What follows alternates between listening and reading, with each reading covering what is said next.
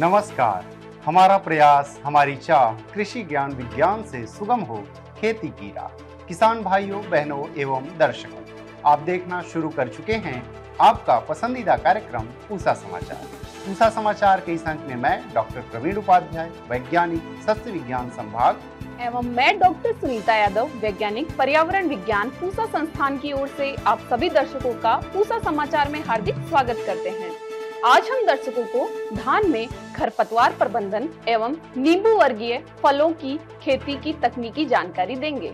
सबसे पहले आप सभी दर्शकों से अनुरोध है कि हमारे संस्थान के चैनल को आप जरूर सब्सक्राइब करें और बेल आइकॉन दबाना न भूलें, ताकि हमारे YouTube चैनल पर अपलोड किए गए सभी वीडियो के नोटिफिकेशंस आपको अतिशीघ्र मिले। हमारे लिए बहुत ही गौरव का विषय है कि लगभग देश के विभिन्न हिस्सों से आप पूसा समाचार से लगातार जुड़ते जा रहे हैं और अपनी समस्याएं हमें हमारे व्हाट्सएप नंबर 9560297502 पर भेज भी रहे हैं, जिसका समाधान हम पूसा व्हाट्सएप सलाह सेगमेंट में आपसे साझा करेंगे। और अंत में मौसम खबर। अनाजी फसलों में धान भारत की एक महत्वपूर्ण फसल है, जो कि जुताई योग्य क्षेत्र के लगभग 1/4 हिस्से में उगाई जाती है और भारत की लगभग आधी आबादी इसे मुख्य भोजन के रूप में प्रयोग करती है। अधिकतर किसान भाइयों ने धान की रुपाई कर ली है और अन्य किसान भाई अभी रुपाई करने वाले हैं। धान में स्वस्थ व निरोगी फसल एवं अधिक उपज लेने हेतु किसान भाइयों को अन्य समसामयिक कृषि कार्यों के साथ साथ उचित खरपतवार प्रबंधन करना चाहिए, जिसकी विस्तृत जानकारी दे रही हैं पूसा संस्थान की विशेषज्ञ डॉक्टर कपिला शेखावत। किसी फसल की वृद्धि एवं उपज को सीमित करने वाले विभिन्न जैविक कारकों में खरपतवार सबसे महत्वपूर्ण होते हैं। यदि धान की बात करें तो 50 से भी अधिक खरपतवार धान के खेत में दिखाई देते हैं, लेकिन मुख्यतः 8-10 खरपतवार हैं जो फसल को ज़्यादा नुकसान पहुंचाते हैं। इन खरपतवारों को 3 श्रेणियों में बांट सकते हैं। पहला ब्रॉड लीफ वीड या चौड़ी पत्ते वाले खरपतवार, दूसरा नैरो लीफ वीड या संकरी पत्ते वाले खरपतवार और तीसरा हम सेजिस बोलते हैं। तो ब्रॉड लीफ वीड में जैसे चौलाई है, उसके अलावा सांठी है या जॉय वीड है, ये सब बहुत नुकसान पहुंचाते हैं। और संकरी पत्ती में जैसे दूब ग्रास है, क्रैब ग्रास है, मकड़ा ग्रास है, पैनिकम स्पीशीज़ है। उसके अलावा सावा या इक्नाक्लोआ की दोनों स्पीशीज़ कोलोना और क्रिसगलाई दोनों ही खेत में बहुत नुकसान पहुंचाते हैं। और तीसरी श्रेणी में सेजिस या मोथा आता है और मोथा की चारों स्पीशीज़ खेत में दिखाई देती है, जैसे Cyperus rotundus, Cyperus esculentus, Cyperus iria और साइप्रस डिफ्यूजा। ये अगर इनका नियंत्रण ना किया जाए तो इन खरपतवारों से धान में 10 से 30% तक की उपज में कमी पाई गई है। और यदि इन खरपतवारों का नियंत्रण ना किया जाए तो ये कमी 50% तक भी देखी गई है। पौधे का खरपतवार से प्रतिस्पर्धा की एक क्रांतिक अवस्था होती है, जिसे हम critical period of weed competition कहते हैं। धान में ये अवस्था 15 दिन से 45 दिन तक रहती है। यानी इस अवस्था में यदि खरपतवारों का नियंत्रण किया जाए तो उपज में सबसे अधिक बढ़ोतरी होती है, और यदि इसी अवस्था में नियंत्रण ना किया जाए तो फसल को सबसे अधिक नुकसान होता है। अतः किसान मित्रों का ये प्रयास होना चाहिए कि लगभग इस अवस्था में खरपतवारों से मुक्ति मिले। अब खरपतवार नियंत्रण का जो परंपरागत तरीका है, मान लीजिए हम निराई गुड़ाई करते हैं या खेत में हाथ से उखाड़ते हैं, उसमें बहुत श्रम या ड्रजरी लगता है, बहुत समय लगता है, ये बहुत खर्चीला भी है और ज़्यादातर समय पर हमको श्रमिक उपलब्ध भी नहीं हो पाते। इसलिए हमें केमिकल वीड मैनेजमेंट या खरपतवार नाशियों पर जाना पड़ता है। अब धान में कौन सा खरपतवार नाशक कब इस्तेमाल करें, ये निर्भर करता है कि धान की आपका स्थापना या एस्टैब्लिशमेंट मेथड कौन सा है। जो परंपरागत तरीका है जिसमें हम पडलिंग करके धान के पौध की रुपाई करते हैं, जिसे हम ट्रांसप्लांटेड या पडल ट्रांसप्लांटेड राइस भी कहते हैं। इसके लिए जो खरपतवार है उन्हें 2 श्रेणियों में बांटा गया है, जिसमें पहली श्रेणी है प्री इमरजेंसी, यानी कि खरपतवारों के उगने से पहले। तो जब आपने धान की रुपाई कर दी, उसके बाद आपके पास 2 खरपतवार नाशक हैं जिन्हें हम प्री इमरजेंस की तरह इस्तेमाल कर सकते हैं, जिसमें पहला है प्रेटिलाक्लॉर, जो कि रिफिट के नाम से मिलता है और इसकी करीब 700 ग्राम मात्रा प्रति हेक्टेयर की दर से हमें खेत में देना चाहिए और लगभग 1 से 2 दिन में रुपाई के बाद में हमें ये खरपतवार खेत में दे देना चाहिए। दूसरा जो खरपतवार है, आपने सुना होगा ब्यूटाक्लोर या जो मैचेटे के नाम से आता था, उसके साथ एक सॉल्ट और पिनोक्सोलम जोड़ने के बाद में आजकल ये कोरियन के नाम से पाया जाता है और इसकी करीब 800 ग्राम मात्रा प्रति हेक्टेयर की दर से आपको खेत में देना होता है और ये लगभग आप 7 दिन तक, ट्रांसप्लांटिंग के 7 दिन तक भी खेत में दे सकते हैं। उसके अलावा जो श्रेणी है दूसरी, जिसमें हम पोस्ट इमरजेंस हर्बिसाइड्स कहते हैं, यानी कि खरपतवार के निकलने के बाद उनका जो कंट्रोल है वो कैसा किया जाए, इसे फिर 2 कैटेगरीज में बांटा गया है, जिसको हम कहते हैं अर्ली पोस्ट इमरजेंस, यानी कि ट्रांसप्लांटिंग के 10 से 12 दिन के अंदर हम जो देते हैं। इसमें 3 खरपतवार मुख्य हैं, जिसमें पहला है इथॉक्सीसल्फ्यूरॉन। इथॉक्सीसल्फ्यूरॉन जो है वो सनराइज के नाम से आता है और इसकी करीब आपको 10 से 15 ग्राम या 12 से 15 ग्राम मात्रा प्रति हेक्टेयर की दर से आपको खेत में देना होगा। जो दूसरा है फिनॉक्सीप्रॉप इथाइल कहते हैं, इसकी करीब 50 ग्राम मात्रा आपको 10 से 12 दिन के भीतर प्रति हेक्टेयर की दर से आपको खेत में देना होगा। ये राइस स्टार के नाम से आता है। इसके अलावा मेटसल्फ्यूरॉन मिथाइल और क्लोरीम्यूरॉन इथाइल, ये जो 2 खरपतवार नाशक है, इनका रेडी मिक्स, यानी कि मार्केट से ही ये मिक्स होके आता है, जिसे हम एलमिक्स के नाम से भी पाया जाता है। इसकी करीब आपको 4 ग्राम मात्रा प्रति हेक्टेयर की दर से खेत में देना होगा। ये आपको तीनों ही खरपतवार 10 से 12 दिन के अंदर आपको खेत में दे देने हैं। करीब 20 दिन के आसपास आप एक खरपतवार और दे सकते हैं, जिसको मेटसल्फ्यूरॉन मिथाइल कहते हैं। ये एली के नाम से पाया जाता है और इसकी भी करीब आपको 4 ग्राम मात्रा प्रति हेक्टेयर की दर से खेत में देना होगा। तो अब जो दूसरा विधि है धान की बुआई की, जिसको हम धान की सीधी बुआई या डायरेक्ट सीडेड राइस भी कहते हैं, पूसा समाचार के माध्यम से पिछले कई अंकों में हमने धान की सीधी बुआई के बारे में, इसकी विधि के बारे में विस्तार से आप लोगों को बताया है।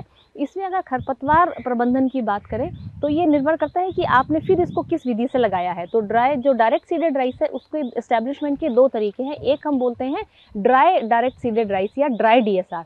उसमें आप खेत की तैयारी करके सीधा धान की बुआई कर देते हैं और उसके बाद पानी लगाते हैं। और जो दूसरी विधि है उसको तरवतर डीएसआर भी कहते हैं। इसमें और अपलैंड क्रॉप्स की तरह पहले आप पलेवा देते हैं और जब खेत अवस्था में आ जाता है, जब खेत की तैयारी करके पाटा लगा के, ताकि कॉम्पैक्शन हो और मॉइस्चर लॉस ना हो, उसके बाद हम धान की इसके अंदर सीधी जो बुआई वो कर देते हैं। तो दोनों ही अवस्थाओं में हमको प्री इमर्जेंस हर्बिसाइड्स इसके अंदर देने होते हैं। और तरवतर विधि से अगर आप बुआई करते हैं और अगर आपके पास लकी सीड ड्रिल है तो उस एक ही ऑपरेशन के साथ में आप बुआई भी कर सकते हैं और खरपतवार नाशक का छिड़काव भी कर सकते हैं। अगर लकी सीड ड्रिल नहीं हो तो आप बुआई के बाद में आप 1 से 2 दिन के अंदर आप इसके अंदर प्री इमर्जेंस हर्बिसाइड डाल दीजिए। इसमें 2 प्रमुख हैं। पेंडिमिथिलिन जो स्टॉम्प के नाम से आता है, इसकी करीब 1 किलोग्राम मात्रा प्रति हेक्टेयर की दर से आप 1 से 2 दिन के अंदर आप दे दीजिए। और जो दूसरा हर्बिसाइड है उसे पायरेजोसल्फ्यूरॉन के नाम से जाना जाता है। इसकी करीब 25 ग्राम मात्रा प्रति हेक्टेयर की दर से आपको देनी होगी। अब जो खरपतवार खेत में आ जाने के बाद में जो है, हम 18 से 20 दिन के अंदर एक नॉमिनी गोल्ड के नाम से एक खरपतवार नाशक आता है, जिसको बिसपायरिबैक सोडियम भी कहते हैं। उसकी करीब 25 ग्राम मात्रा आपको प्रति हेक्टेयर की दर से देनी होगी। और अगर आपके खेत में संकरी पत्ते वाले जो खरपतवार है उनकी समस्या ज़्यादा है तो आप साइहेलोफ्लॉप ब्यूटाइल नामक खरपतवार नाशक का भी प्रयोग कर सकते हैं। उसकी करीब 100 ग्राम मात्रा प्रति हेक्टेयर की दर से आपको खेत में देना होगा। अब चूंकि ये सभी खरपतवार कोई न कोई रसायन है तो इनके प्रयोग में कुछ सावधानियां हमें बरतनी होगी।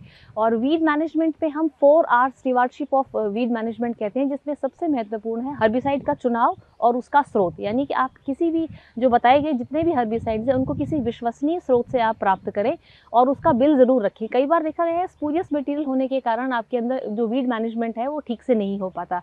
दूसरा, हमने मात्रा की बात की। इस कार्यक्रम के माध्यम से हमने जितने भी खरपतवार नाशी आपको बताए हैं उन सबको एक्टिव इंग्रेडिएंट या सक्रिय तत्व के आधार पर बताया गया है। हर कंपनी का अपना फॉर्मुलेशन है, तो पैकेट के पीछे या बोतल के साथ में दिए हुए निर्देशानुसार आप अपने खेत के हिसाब से, अपने क्षेत्रफल के हिसाब से हर्बिसाइड की गणना कर सकते हैं। आईसीआर के खरपतवार अनुसंधान संस्थान के द्वारा हर्बकैल नाम का एक बहुत ही अच्छा ऐप है, वो आप अपने मोबाइल में डाउनलोड कर सकते हैं और उसके हिसाब से भी आप गणना कर सकते हैं।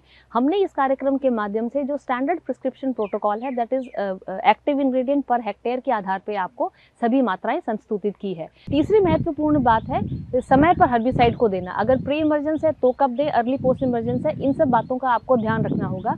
इसके अलावा हर्बिसाइड एप्लीकेशन का मेथड भी बहुत इंपॉर्टेंट है। अगर आप स्प्रे करते हैं तो फ्लैट फैन नोजल या फ्लड जेट नोजल का ही प्रयोग करें। इससे यूनिफॉर्म एप्लीकेशन होती है और इफेक्टिव कंट्रोल भी होता है।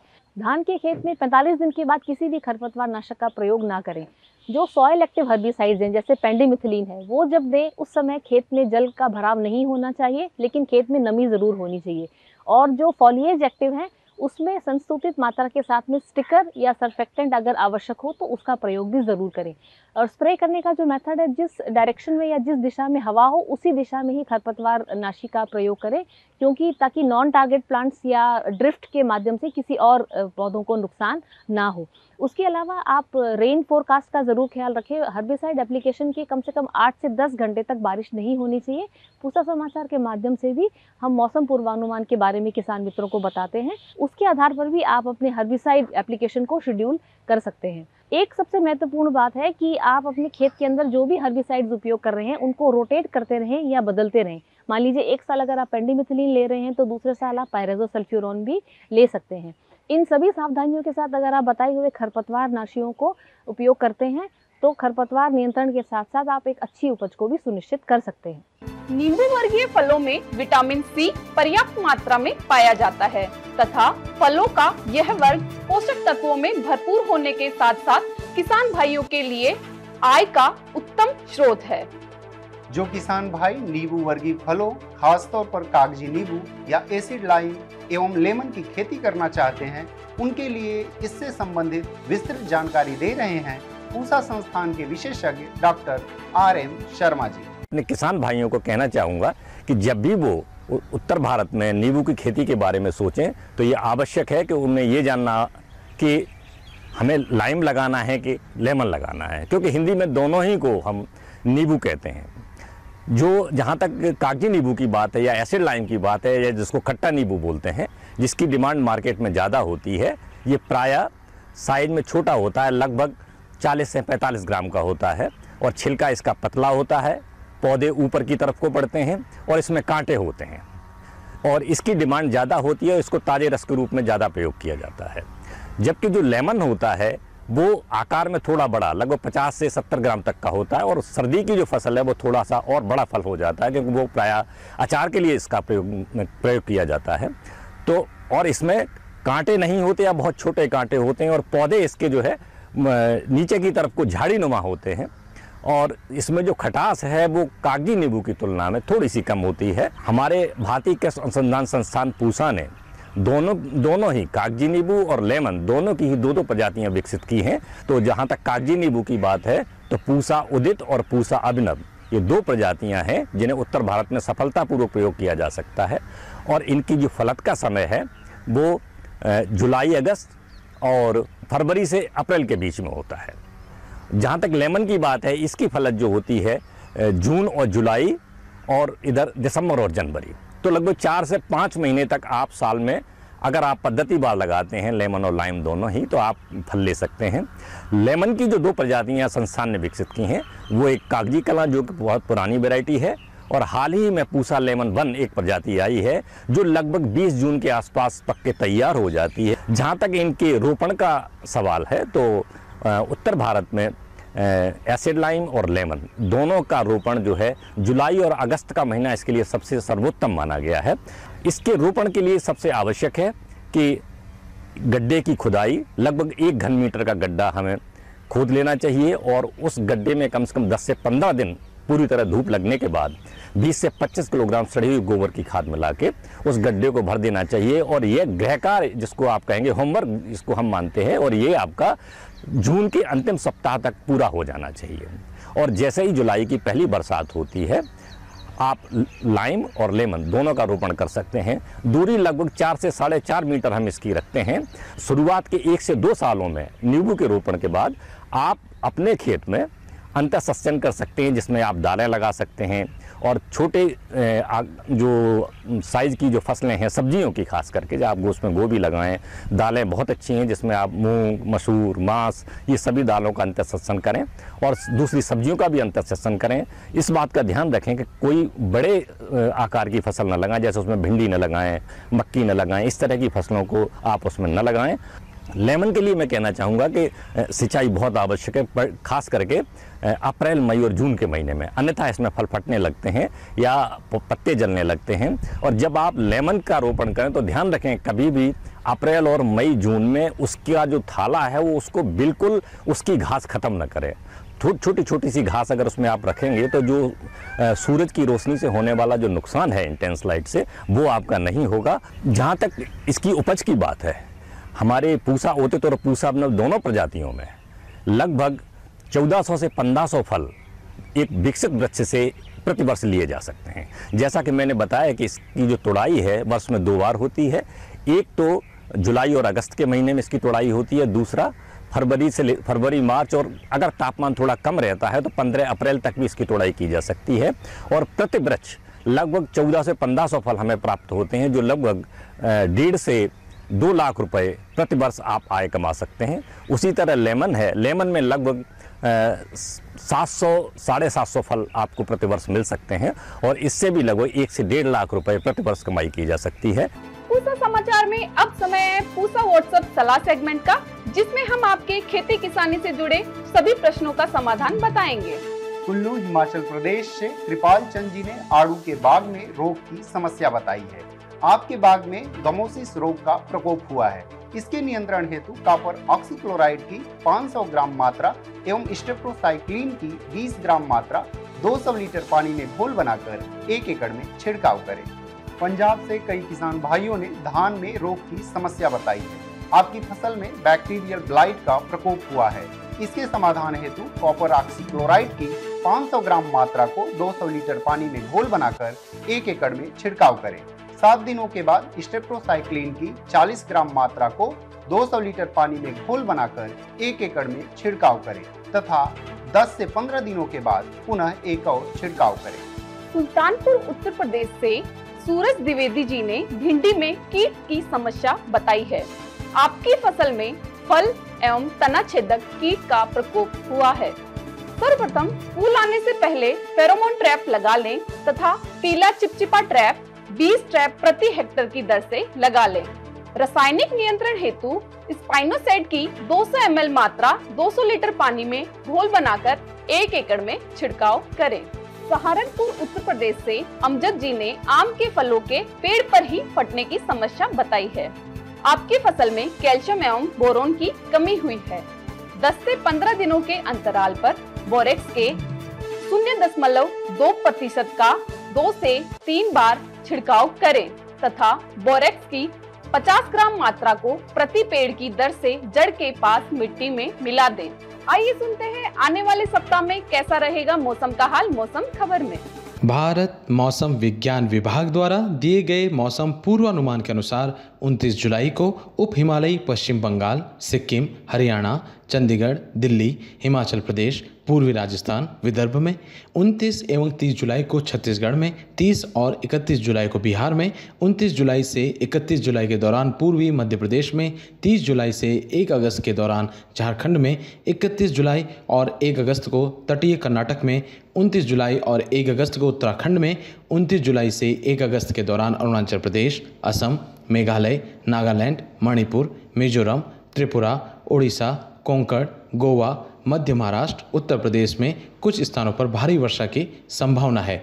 2 से 4 अगस्त के दौरान पश्चिम तट, उत्तर पश्चिम, पूर्वी और मध्य भारत में हल्की से मध्यम वर्षा होने की संभावना है। प्रिय किसान भाइयों, बहनों एवं दर्शकों, आशा करते हैं पूसा समाचार का यह अंक भी आपकी खेती किसानी से जुड़ी समस्याओं के समाधान में जरूर सहायक होगा। आप सभी दर्शकों से निवेदन है कि ज्यादा से ज्यादा संख्या में हमारे संस्थान के चैनल को सब्सक्राइब करें और पूसा समाचार के हर अंक का लाभ उठाएं।